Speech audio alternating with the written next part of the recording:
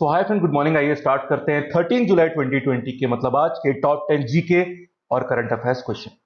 पहला सवाल देखिएगा। Who will head the judicial commission form to probe the killing of Vikas Dubey and his ads.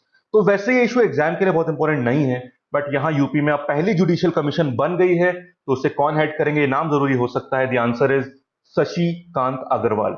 ये retired जज हैं इलाहाबाद हाई कोर्ट के, तो ये नाम ध्यान रखना पड़ेगा। बाकी और कुछ ऐसा इशू मुझे यहाँ पे इंपॉर्टेंट फिलहाल तो नहीं दिखता। ठीक है, चलिए question number 2। Net grid has signed memorandum of understanding MOU with which organization to access the centralize online database on FIRs and stolen vehicles. पहले आंसर देख लीजिए, नेशनल क्राइम रिकॉर्ड ब्यूरो। अब समझिएगा छोटी सी बात, नेट ग्रिड बेसिकली एक concept, इसको सबसे पहले कॉन्सेप्चुलाइज करा था 2009 में। It will be a single stop destination जिसमें क्या क्या इंफॉर्मेशन होगी, immigration data, phone record, banking details, FIR, मतलब बेसिकली जितनी भी जानकारी हो सकती है जो हमारी सिक्योरिटी और इंटेलिजेंस एजेंसीज को चाहिए, उसके लिए एक सिंगल स्टॉप डेस्टिनेशन। ठीक है, अब उन्हीं ने ये साइन किया है एमओयू एनसीआरबी के साथ। अब इस एमओयू से क्या होगा, इससे NATGRID will get access to CCTNS, मतलब crime and criminal tracking network and system database. इसका एक्सेस नेटग्रिड को मिल जाएगा, और सीसीटीएनएस में जो इंडिया के लगभग 14,000 पुलिस स्टेशन हैं, उनका डेटा इंटीग्रेटेड है। Crime and criminal tracking network and system database. ठीक है, और ये प्रोजेक्ट दिसंबर के आसपास से शुरू होने की चांसेस है। इतनी जानकारी काफी रहनी चाहिए। ठीक है, सीसीटीएनएस का भी कई बार नाम एग्जाम में आ सकता है, तो हमें तो ध्यान रखना पड़ेगा। Question number 3। Government has refuse to allow virtual meeting of parliamentary standing committees. जो हम देखते रहते हैं, साइंस एंड टेक वाली, आईटी वाली पार्लियामेंट्री स्टैंडिंग कमेटी के हेड कौन है? जैसे हमने देखा था कि आईटी वाले के हेड कौन है, शशि थरूर जी। Jairam Ramesh ji science and take वाले की, हम कुछ दिन पहले इन सबकी बात करते रहते हैं।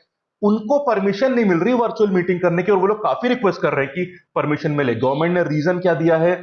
कॉन्फिडेंशियलिटी नॉर्म, कि जो एक सीक्रेसी होनी चाहिए, confidentiality, that is the actual word, उसको प्रॉब्लम है अगर ऑनलाइन मीटिंग्स वगैरह करते हैं। ठीक है, सो कॉन्फिडेंशियलिटी के नॉर्म्स ऑफिशियली कोट करें सरकार ने, तो वही टसल चल रहा है। वो लोग रिक्वेस्ट कर रहे हैं कि भाई अब रिक्वेस्ट मिलनी चाहिए, जब काफी काम ऑनलाइन चल रहे हैं तो इनको भी रिक्वेस्ट मिलनी चाहिए, बट अप्रूवल नहीं मिला, परमिशन नहीं मिल रही।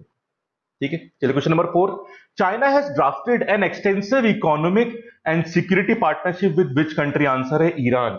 ठीक है, और इससे यूएस काफी अपसेट है। बहुत एक्सटेंसिव पार्टनरशिप है, इसमें चाइना बहुत सारा इन्वेस्टमेंट करेगा वहां पे, टेलीकम्युनिकेशन, उसके बाद इंफ्रास्ट्रक्चर, बहुत सारा इन्वेस्टमेंट। उसके बदले लगभग 25 सालों तक ईरान का ऑयल का एक रेगुलर सप्लाई चाइना के पास रहेगा।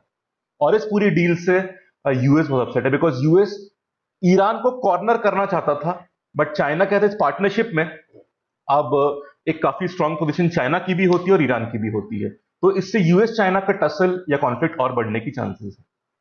Question number 5। एक और जो ग्रैंड प्री होती है फॉर्मूला 1 की, उसका एक रिजल्ट आया है, रेस पूरी हुई। Who has won the Styrian Grand Prix Formula 1 racing tournament 2020? Answer है लुइस हैमिल्टन। ये रेस ऑस्ट्रिया में हुई थी। नाम देख लीजिए, स्टाइरियन ग्रांड प्री, ये फॉर्मूला 1 की रेसेस होती हैं। जैसे जो हमारा ग्रेटर नोएडा में बुद्ध इंटरनेशनल सर्किट है, वो भी फॉर्मूला 1 का सर्किट है, उसी तरह की रेसेस होती हैं ये। स्टाइरियन वाली ग्रांड प्री जो है वो लुइस हैमिल्टन जीत चुका है, बस ये नाम ध्यान रखना है, बाकी इसमें और कुछ नहीं पूछता, पर ये नाम पूछ सकते हैं क्योंकि ग्रेजुअली इंटरनेशनल स्पोर्ट्स चालू हो रहा है, तो जो रीसेंट रिजल्ट्स होंगे सबसे लेटेस्ट वाले वो एग्जाम में आ सकते हैं। फोटो आप देख सकते हैं लुइस हैमिल्टन का। चलो question number 6। A factual question, एक अवार्ड मिला है कंपनी को, तो फैक्चुअली जरूरी है, बाकी डिटेल नहीं पूछेगा, बट ये पूछ सकते हैं कि अवार्ड किसको मिला है। Which company has won the CIITC Sustainability Award 2009 under the Outstanding Accomplishment in category, देखिएगा, Corporate Excellence, and it has also received commendation for significant achievement in CSR category, Corporate Social Responsibility। ये award दोनों चीजें मिली हैं NTPC को, इतना ध्यान रख लो बस, और ज्यादा कुछ देखने की जरूरत नहीं। Question number 7। इंडिया में कौन सा स्टेट चिली का हाईएस्ट प्रोडक्शन करता है, मिर्ची का? Answer is Andhra Pradesh. खबर यह है आंध्र प्रदेश में खासकर गुंटूर डिस्ट्रिक्ट जो है, वहां की जो मिर्ची है बहुत फेमस है इंटरनेशनली, उसका टेस्ट और पूरी क्वालिटी वगैरह बहुत फेमस है। अब ट्रक से अक्सर भेजी जाती थी वहां से मिर्ची, डोमेस्टिक भी और इंटरनेशनली भी, पर लॉकडाउन की वजह से ट्रांसपोर्टेशन में इफेक्ट पड़ा, इसलिए अब इंडियन रेलवेज ने इनकी हेल्प करी है। रेलवेज के थ्रू अब ये मिर्ची का मूवमेंट चल रहा है, काफी हेल्प मिली है डोमेस्टिकली भी और इंटरनेशनली। खबर सुनिएगा, पहली बार इस तरह का पार्सल गुड्स की ट्रेन बांग्लादेश गई है जो मिर्ची से भरी हुई थी, और बांग्लादेश के बेनापोल में गई है, बेनापोल। तो बांग्लादेश के बेनापोल में इंडियन रेलवेज की एक गुड्स जो ट्रेन है, जिसमें चिली गया है, गुड्स ट्रैफिक ट्रेन वो गई है। सो ये बहुत यूजफुल है वहां के चिली प्रोड्यूसर्स के लिए भी और बांग्लादेश के लिए भी, उनको एक बढ़िया क्वालिटी की चीज मिलेगी यहाँ पे, ठीक है। सो इस तरह का एक पहला तरह का चीज हुई है, तो हमको ध्यान रखना पड़ेगा। तो खबर उस तरफ रेलवेज की तरफ भी हो सकती है, बेनापोल के नाम से भी आ सकती है, और गुंटूर में मिर्ची के नाम से भी आ सकती है, ठीक है। It's a very important thing, जो हमको ध्यान रखनी पड़ेगी। Question number 8, who is the captain of Indian women basketball team? And the answer is PS Jeena. Photo आप देख सकते हैं, she has got married, she has tied knots.